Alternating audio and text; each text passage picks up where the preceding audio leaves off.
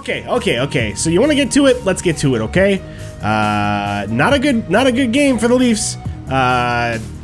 Mostly in terms of the result, though. Okay? I mean, there was a real bad chunk in the first period there.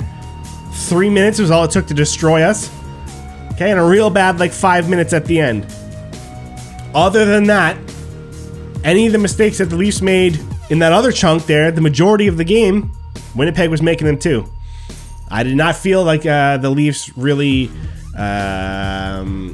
played poorly for the whole game. I know that sounds crazy.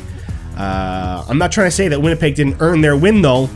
They're looking like a very stiff team to go up against, right? Trying to battle who's going to be #1 in this division. I'm telling you, I told you we can't turn our backs on Winnipeg. I told you guys you should be watching Winnipeg games. I told you guys you should be following along with our good friends from the Discord, the Jets fans.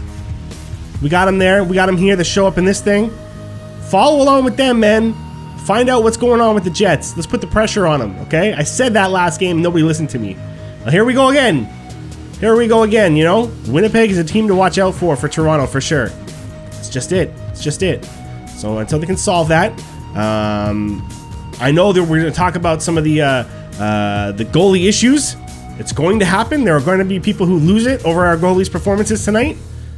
And I can fully admit, that one Riddick goal was ridiculous, man. Yes, that one is definitely more Marner's fault because he totally just, like, turned it over, going back, like, skating towards his own net for no reason.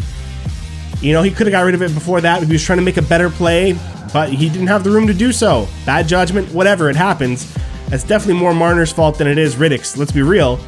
But at the same time, Riddick didn't even go down to try and block it. Because he was treating it like a loose puck, like he was going to get it. He was sure he was going to get that puck and be able to shoot it away. No, dude. No. Bad call. So that was a really bad goal from Riddick, but I don't blame him whatsoever for the actual outcome of this game. Same with Campbell, for that matter. I know, at least one of those goals probably should have been Campbell's, but I've said before, he's allowed to have one a game that I think that about him because he's not expected to be our starter. Just because he set an NHL record, by the way, folks, remember that? He set an NHL record doesn't mean he's going to be perfect every night, all right? And I did say that it's easier to win when you're on a streak. Like, mentally, it's easier to play better when you're already feeling good. I wanted to see how Campbell responds after a loss, and this is two shaky kind of games for him a little bit, but it's not an issue. It's not an issue. The goaltending is not an issue here, guys. It never has been, never will be. Not until they fix other things going on in front of them. And right now, those things going on in front of the goalies is watching out for just guys sneaking in behind you, not covering guys in front of the net. Covering doesn't mean standing beside them. This is the NHL. I don't know when this became kosher for everybody to do, but no, you don't get to just stand beside your man in the NHL when you're in your own zone. That's not how you cover a man, okay? There's got to be some pushing. There's got to be some shoving. There's got to be some, you know, jockeying for position. There's got to be some quick jabs if you can get them in. Butt end of the stick, who knows? Some cross checks to the spine, a little bit. You're not trying to hurt guys, but you're trying to make sure it's difficult for them to be there, right? None of that is going on this team. None of that is going on. The last time I saw that was Bogosian the other night when he practically tackled his man in front of the net. The puck was nowhere even near them. But see, that's the thing is if you get under their skin enough, they battle back, right? And then the refs let you kind of go at it, right? The refs back off on the cross checks and the slashes a little bit if the other guy's giving them back. You saw what happened to Hyman today. That's a prime example of that, right? They got to him. He kind of retaliated, even though he was getting mucked up. Probably should have got a call going the other way first, but it doesn't matter because, like I said, the Leafs didn't do themselves any favor on a power play anyways. We really can't blame a ref for giving us, not giving us power plays anymore, can we? But I digress, okay? Hyman was in front, battling away. They got to him. He lashed out while he was battling away. He got the call, even though he took the brunt of it, right? That's how you play defense in front of your net. Why doesn't that happen in front of our net? I mean, this whole time, for the past, like, 2 months, okay? Since the first time they started going on a bit of a slump, and it became a big, you know, pandemonium around here and everything, right? I don't get it. I don't get it. So, that's why I say you can't really blame the goalies on this one. I'm sorry, that's just not what it is. Even if they had a couple of weak ones each, or one weak one each or so, you know? Like, no. If we're not gonna fix those issues, then we got nothing else, right? So I don't think we need to be worried. We weren't worried last time. This is what the season's gonna go for us, right? Every time someone starts creeping up our butt, trying to take our #1 spot, we snatch it back definitively, and we wait for the next opponent, okay? So the only reason this is happening right now is because the Leafs aren't in dire need of protecting that spot yet. They got room. The Leafs don't like room. I mean, they like it. We all like room. But the Leafs mentally, I'm telling you, it's probably because they're a younger crowd with a couple of old school veterans that really want a cup. But the Leafs' personality is they won't do it unless they have to do it. And that applies to everything. Until it becomes an issue where they have to do it, they will not do it.